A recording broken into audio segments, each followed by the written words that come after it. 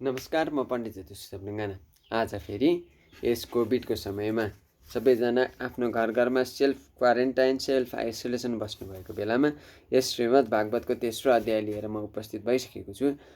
नारदजीले श्रीमद् भागवत महापुराणको कथासार सुनाउँदै हुनुहुन्छ। सुरु गरौँ नारदजीको मुखारबिन्दबाट। नारदजी आज्ञा गर्नुहुन्छ, अब म भक्ति ज्ञान र वैराग्य स्थापना गर्नको निमित्त बडो यत्नसँग सुखदेवको मुखबाट निस्किएकी भागवत कथाद्वारा उज्जवल ज्ञान यज्ञको अनुष्ठान गर्नेछु। भक्ति ज्ञान र वैराग्यको दुःख चिन्ता हरण गर्नको लागि श्रीमद् भागवत कथा सुनाउँदै हुनुहुन्छ। मैले त्यो ज्ञान यज्ञ कहाँ गर्नुपर्ने हो त्यसको लागि मलाई कुनै ठाउँ बताइदिनुहोस्। तपाईहरू वेदका पूर्ण ज्ञाता हुनुहुन्छ, तसर्थ सुखशास्त्रको अर्थात् भागवतको महिमा पनि सुनाइदिनुहोस्। यसबाहेक श्रीमद् भागवतको कथा कति दिनमा सुन्नु पर्दछ अनि विधि कस्तो छ त्यो पनि बताइदिनुहोस् भनेर भन्दा सनकादि ऋषिहरू आज्ञा गर्नुहुन्छ, हे नारदजी, तपाईँ बडो नम्र र विवेकी हुनुहुन्छ, अतएव तपाईँलाई सबै कुरा भन्दछौँ, सुन्नुहोस्।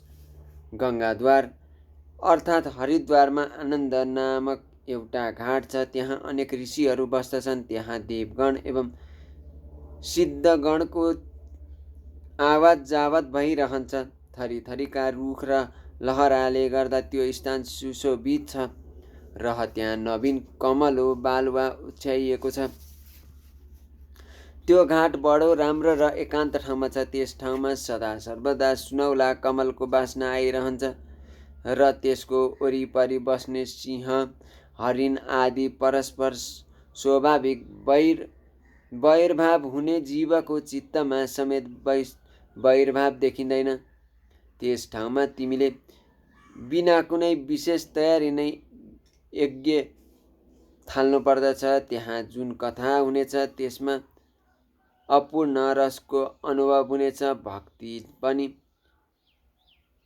जरा जीर्ण शरीर भएका आनन्द निर्बल आफ्नो सामुन्यमा लडिराखेका ती ज्ञान वैराग्य आफ्ना दुवै छोरालाई साथमा लिएर त्यहाँ आउनेछिन्। किनकि जहाँ श्रीमद् भागवतको कथा हुन्छ त्यहाँ यी भक्ति आदि सबै स्वयं उपस्थित हुन्छन्। कथाको शब्द कानमा पर्नासाथ भक्ति ज्ञान वैराग्य यी तीनै तरुणा हुनेछन्। यति भनिसकेपछि नारदजीलाई सँगै लिएर सनकादि चारैजना कुमारहरू श्रीमद् भागवत कथारूप अमृतपान गर्ने लालसाले झट्टै त्यहाँबाट गङ्गा तटमा पुग्दा भए। गङ्गा तटमा उनीहरू पुग्नासाथ भूलोक, देवलोक, ब्रह्मलोक यी तीनै लोकमा सर्वत्र यो कथाको सुसमाचार फैलियो। त्यसपछि जति रसित विष्णु भक्त थिए ती सबै हतार हतार गरेर दगुर्दै सबभन्दा पहिले आउने प्रयत्न गर्न थाले। भृङ्गी, वशिष्ठ, चेवन, गौतम, मेघातिथि, देवल, देवराज, परशुराम, विश्वामित्र, शाक, मार्कण्डे, दत्तात्रेय, पिप्लाद, योगेश्वर, व्यास, पराशर, छाया, शुक, जालजली र जहु आदि सबै मुख्य मुनिहरू आफ्ना छोरा शिष्य र स्त्रीहरूको साथमा बडो प्रेमसँग त्यहाँ आउँदा भए। यी बाहेक वेद, वेदान्त, उपनिषद, मन्त्र, तन्त्र, 17वटा पुराण, त्यस्तै 6वटै शास्त्र पनि मूर्तिमान भई त्यहाँ उपस्थित भए। गङ्गा आदि नदीहरू, पुष्कर आदि सरोवर, सबै क्षेत्र, जम्मै दिशा, दण्डकादि वन, हिमालय आदि पर्वत तथा देव, दानव, दैत्य यी सबै पनि शरीर धारण गरी त्यहाँ आउँदा भए। अज्ञानले गर्दा म ठुलो हुँ भन्ने सम्झेर त्यहाँ आउन अन्कन आइरहेकाहरूलाई पनि भृगुजीले सम्झाइ बुझाइ यहाँ लिएर आउनुभयो। त्यसपछि कथा सुन्नका लागि दीक्षित भएर श्रीकृष्ण परायण सनक आदिहरू सब श्रोताहरूद्वारा गरिएको वन्दना स्वीकार गरी नारदजीले बस्न दिनुभएको उच्चासनमा विराजमान हुँदा भए। श्रोताहरूमा वैष्णव विरक्त सन्यासी र ब्रह्मचारीहरू अघिल्तिर बसे अनि यी सबैभन्दा माथि स्वयं नारदजी विराजमान हुनुभयो। एकातिर ऋषिहरू, एकातिर देवता, एकातिर वेद उपनिषद, एकातिर तीर्थ र अर्कातिर सबै स्त्रीहरू कथा सुन्न भनी बसे। त्यस बेला सबैतिरबाट जय जयकार, नमस्कार र शङ्खध्वनिको शब्द हुन लाग्यो र आखिर लावा एवं फुलको खुब वर्षा हुन थाल्यो। श्रेष्ठ देवताहरू विमानमा बसेर त्यहाँ बसेका सबैजनामाथि कल्पवृष्टिको गर्न थाले। यस प्रकारसँग पूजा समाप्त भएर सबैजना एकाग्रचित्त भएपछि सनकादि मुनिहरू नारदजीलाई श्रीमद् भागवतको महात्म्य स्पष्ट गरेर सुनाउन लगाउनुभयो। सनकादि ऋषिहरू आज्ञा गर्नुहुन्छ, अब हामी तपाईँलाई भागवत शास्त्रको महिमा वर्णन गर्न सुनाउँदछौँ। यसको केवल श्रवणले नै मुक्ति हात पर्दछ। श्रीमद् भागवत कथाको सदा सेवन गर्नुपर्दछ। यसको केवल श्रवण गर्नाले नै हरि भगवान हृदयमा आएर विराजमान हुनुहुनेछ। यस ग्रन्थमा 18,000 श्लोक र 12 स्कन्द छन्। परीक्षित र सुखदेवको संवादले युक्त भएको त्यही भागवत शास्त्र हामी तपाईँलाई सुनाउँछौँ। ध्यान दिएर सुन्नुहोस्। जबसम्म एक क्षणको निम्ति भए पनि यो सुख शास्त्र भागवत कथा कानमा पर्दैन, तबसम्म जीवले अज्ञानवश यो संसार चक्रमा चक्कर खाइरहन्छ। केवल भ्रम उत्पन्न गराउने अनेकानेक शास्त्र र पुराण सुन्नाले केही फाइदा छैन। मुक्ति दिनको लागि त मात्र एक भागवत शास्त्र नै गर्जना गरिएको छ। अतएव किन यसको श्रवण नगर्ने? जसको घरमा प्रतिदिन श्रीमद् भागवतको कथा भइरहन्छ त्यो घर तीर्थ समान हुन जान्छ र त्यहाँ बस्ने सबैजनाको पाप स्वत नष्ट भएर जानेछ। हजारौं अश्वमेव यज्ञ एवं 100 करोडौं वाजपेय यज्ञ यस भागवत शास्त्रको 16औं खण्डको समेत बराबरी गर्न सक्दैनन्। हे तपोधन मुनि हो, जबसम्म मानिस राम्रोसँग अर्थात् शुद्ध चित्तले मन लगाएर श्रीमद् भागवतको श्रवण गर्दैन, तबसम्म मात्र उसको शरीरमा पाप अडिन सक्दछ। भागवत कथा सुन्नाले पढ्नाले जस्तो फल पाइन्छ त्यस्तो फल त गङ्गा, गया, पुष्कर, काशी, प्रयाग आदि तीर्थमा स्नान दान गर्नाले पनि पाइन्न। तपाईँलाई परम गति पाऊँ भन्ने इच्छा छ भने आफ्नो मुखले दिनदिनै भागवतको आधा अथवा चौथाइ श्लोक भए पनि पाठ गर्नुहोस्। ओमकार, गायत्री, पुरुष सूक्त, तीनै वेद, श्रीमद् भागवत, ओम नमो भगवते वासुदेवाय। यो दशाक्षर मन्त्र 12 मूर्ति भएका सूर्य नारायण, प्रयाग, संवत्सर रूप, काल, ब्राह्मण, अग्निहोत्र, गाई, द्वादशी तिथि, तुलसी, वसन्त ऋतु र पुरुषोत्तम भगवान यी सबैमा बुद्धिमान मानिस वस्तुत अलिकति पनि अन्तर मानिँदैनन्। अर्थात् यी सबैलाई एकमात्र ईश्वर हरि भगवानको रूप सम्झनु पर्दछ। जो मानिस नित्य अर्थको साथसाथै श्रीमद् भागवतको पाठ गर्दछ अथवा गराउँछ त्यसले करोडौं जन्ममा गरेका पाप यस पाठको प्रभावले नष्ट भएर जानेछ। यसमा अलिकति पनि सन्देह छैन। प्रतिदिन भागवतको आधा अथवा चौथाइ श्लोकसम्मको पनि पाठ गर्ने मानिसलाई राजसूय र अश्वमेव यज्ञको फल मिल्दछ। दिनदिनै भागवतको पाठ गर्नु, भगवानको चिन्तन गर्नु, तुलसीको बोटको पोषण गर्नु, गाईको सेवा गर्नु, यी 4 एकै नासको कल्याण गर्ने हुन्। जो मानिस अन्त्य समयमा श्रीमद् भागवतको वाक्य सुन्दछ, भागवत ऊदेखि प्रसन्न भएर आफ्नो वैकुण्ठ धामसम्म उसलाई दिनुहुनेछ। सुनको सिंहासनमा राखेर यो भागवतको पुस्तक कुनै वैष्णव विद्वानलाई दान दिने व्यक्तिले अवश्य श्रीकृष्ण भगवानको साथमा सायुज्य भेटाउँदछन्। जुन दुष्टले आफ्नो जीवनभरिमा भगवानमा चित्त लिन गरेर अलिकति पनि हरिकथा रसको स्वाद लिएको छैन त्यसले आफ्नो सारा आयु चण्डाल र गधाले चाहिँ व्यर्थमा नष्ट गरेको भन्नुपर्दछ। आफ्नी आमालाई प्रसव पीडा दिनको निमित्त मात्रै त्यो उत्पन्न भएको हो। जसले यो भागवत शास्त्रको वचन अलिकति पनि सुनेको छैन त्यो पापी पुरुष त जिउँदो भए तापनि मुर्दा समान हो। पृथ्वीलाई भार रूप भएको पशु समानको त्यस मानिसलाई धिक्कार छ। स्वर्गवासी इन्द्र आदि प्रधान देवताहरूको यस्तै भनाइ छ। संसारमा श्रीमद् भागवतको कथा भेट्टाउनु साँच्ची नै अति दुर्लभ कुरो हो। करोडौँ जन्मको संक्षिप्त पुण्यको उदय भएपछि मात्र भागवत कथा सुन्न पाइन्छ। यसै कारण हे योगनिधे, हे परम बुद्धिमान नारदजी, तपाईँले प्रयत्नपूर्वक यो भागवत कथा सुन्नु पर्दछ। यसलाई सुन्नका लागि कुनै विशेष दिन अथवा समय नियत छैन।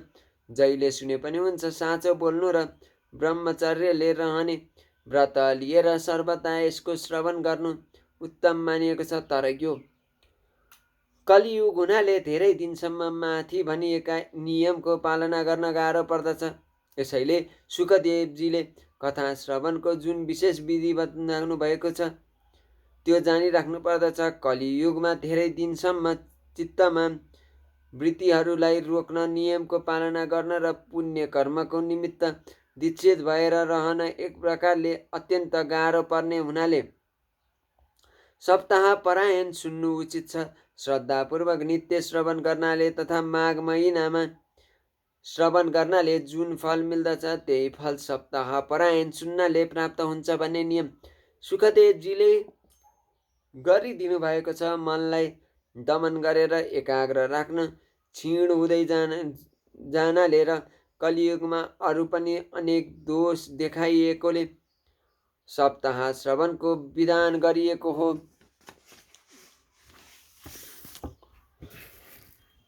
तप, योग र समाधिले जुन फल पाउन सकिन्न त्यो सम्पूर्ण फल सप्ताह श्रवणले सजिलैसँग पाउन सकिन्छ। यज्ञ, व्रत, तप, तीर्थ सेवा, योग, ध्यान, ज्ञान आदि सबैभन्दा धेरै सप्ताह श्रवण गर्जन्छन्। यसको गर्जनाको विषयमा धेरै के भन्नु। यो योग, ध्यान, ज्ञान यी सबैभन्दा बढी गर्जन्छ। जति पुण्य कर्म छन् ती सबै यसभन्दा तलका हुन्। सौनकाजीले भन्दा भए, हे सुतजी, तपाईँले यो बडो अचम्म लाग्दो कुरा भन्नुभयो। अवश्य यो भागवत पुराण योग वेद्या ब्रह्माजीका समेत आदि कारण श्री नारायणको निरूपण गर्ने हो। तर ज्ञान आदि सम्पूर्ण धर्म साधनलाई तिरस्कार गरेर अर्थात् सबैभन्दा ठुलो भएर कुन प्रकारसँग यो मोक्ष प्राप्ति गराउनमा समर्थ हुन गयो। यति प्रश्न गरिसकेपछि सुतजी आज्ञा गर्नुहुन्छ, हे सौनकाजी, जुन समयमा भगवान कृष्ण यो पृथ्वी तल छाडेर आफ्नो परम पदमा जान लाग्नु भएको थियो त्यस बेला उहाँको मुखबाट एकादश स्कन्धमा वर्णन गरिएको ज्ञानको उपदेश सुनेर पनि उद्धवले उहाँसित सोद्धा भए, हे गोविन्द, तपाईँ आफ्ना भक्तहरूको काम सिद्ध गरेर परमधाम जान लाग्नुभयो। तर मेरो मनमा एउटा ठुलो चिन्ता छ। त्यसलाई दूर गरेर मलाई आनन्द आदि गराएर जानुहोस्। हेर्नुहोस्, घोर कलियुग आउँदैन। एकदमै कलियुग बढिसकेको छ, आउनै लागेको छ। तसर्थ अब फेरि संसारमा अनेक दुष्ट प्रकट हुनेछन्। उनीहरूको संसर्गले जब अनेक साधु सज्जन पनि दुराचारी हुन थाल्छन् त्यस बेला उनीहरूको भारले थिचिएकी यी गोरूपा पृथ्वीले कसको शरण लिने हो। हे कमल नयन, म हजुरलाई छाडेर अरू कसैलाई पनि यसको रक्षा गर्न सक्ने देख्दिन। तसर्थ हे भक्तवत्सल, सज्जनहरूमाथि कृपा गरेर आफ्नो परमधामतिर सवारी नहोस्। हे भगवान, निराकर र चिन्मय भए तापनि भक्तहरूका लागि नै तपाईँले यो सगुण रूप धारण गर्नुभएको हो। तपाईँसित वियोग भएपछि ती भक्तहरू संसारमा कसरी रहलान्, किनकि तपाईँको निर्गुण स्वरूपको उपासना गर्न त अत्यन्त गाह्रो पर्दछ। तसर्थ मेरो भनाइमा अलिकति विचार गर्नुहोस्। प्रवास क्षेत्रमा उद्धवको यो कुरा सुनेपछि भगवान श्री कृष्णको पनि भक्तहरूको अवलम्बनको निमित्त मैले के व्यवस्था गर्ने हो भन्ने विषयमा विचार गर्न लाग्नुभयो। अनि हे शौनकजी, भगवानले आफ्नो सारा शक्ति भागवतमा राखिदिनु भयो र स्वयं अन्तर्ध्यान भई यस भागवत समुद्रमा नै पस्नुभयो। तसर्थ यो श्रीमद् भागवत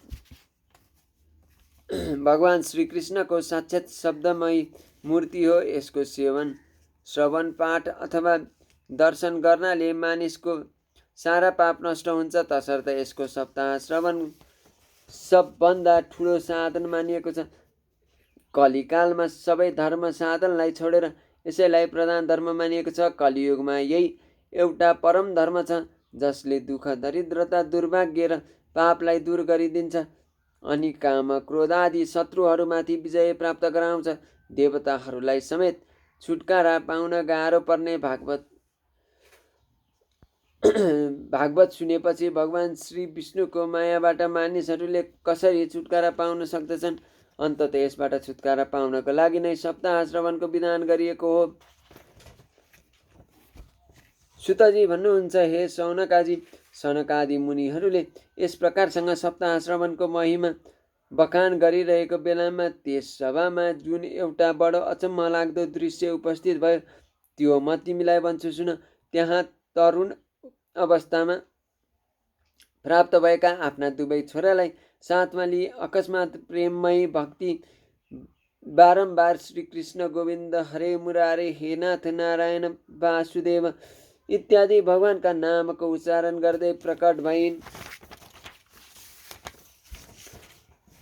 भागवत भक्तहरूको निमित्त एकमात्र उत्तम आभूषण स्वरूप सुन्दर वेश धारण गरेकी ती भक्तिलाई आफ्नो देवता सभाका सबै सदस्यहरू आश्चर्य मानेर मुनिहरूको सभामा कसरी यिनको प्रवेश हुन गयो, यहाँ कसरी आइन् भनेर आपसमा तर्क गर्न लागे। अनि शौनकादिहरूले भन्दा भए, यी भक्ति देवी कथाका प्रभावले नै यहाँ प्रकट भएकी हुन्। उनीहरूको यो कुरा सुनेर भक्तिले आफ्ना छोराहरूका साथमा अति नम्र भएर सन्त कुमारहरूलाई भन्दा भइन्, कलियुगमा म नष्ट प्राय भइसकेको छु। अहिले तपाईँहरूले कथाको अमृत रस पान गराएर मलाई फेरि पुष्ट गरिदिनु भयो। अब मैले कहाँ बस्ने हो सो कुरा गरी मलाई बताइदिनुहोस्। सोभन्दा ब्रह्माका छोरा ती सनकादिले उनलाई भन्दा भए, तिमी भक्तहरूको हृदयमा गोविन्द भगवानको रूप स्थापित गराउने, अनन्य प्रेमको सम्पादन गर्ने र संसार रोगलाई निर्मूल गर्ने हौ। यसै कारण धैर्य लिएर नित्य निरन्तर स्थिर भावसँग विष्णु भगवानका भक्तहरूको हृदयमा नै बस।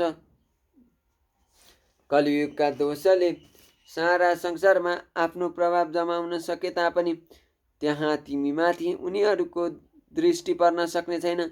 यस प्रकारको उनीहरूको आज्ञा पाउन साथ भक्ति तत्काल हरिभक्तहरूको हृदयमा गएर विराजमान भई, जसको हृदयमा एकमात्र श्री हरि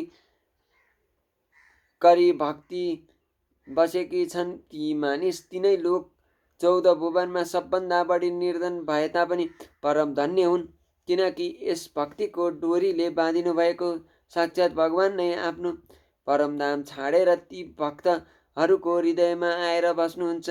यस पृथ्वीमा साक्षात् परब्रह्मको रूप लिएर रहेको यस भागवत पुराणको महिमा तपाईहरूलाई अरू धेरै के भनौँ। यो पुराण सुन्ने सुनाउने वक्ता श्रोता दुवैलाई श्रीकृष्ण भगवानको समता अर्थात् उहाँको रूप प्राप्त होस्। अन्ततः अरू सबै धर्म छाडेर यसैको श्रवण कीर्तन गर्नु उचित हो। इति श्री पद्य पुराणे उत्तरखण्डे श्रीमद् भागवत महात्म्य भक्ति कष्ट निवर्तनाम 3 अध्याय। अब आउँदो अध्यायहरूमा हामी श्रीमद् भागवतको संक्षिप्त सारहरू जान्ने नै छौँ। आजको 3 अध्याय यसै साथ समाप्त भएको छ। श्रीकृष्ण गोविन्द हरे मुरारे, हे नाथ नारायण वासुदेव यति भन्दै यहाँबाट बिदा चाहन्छु। धन्यवाद।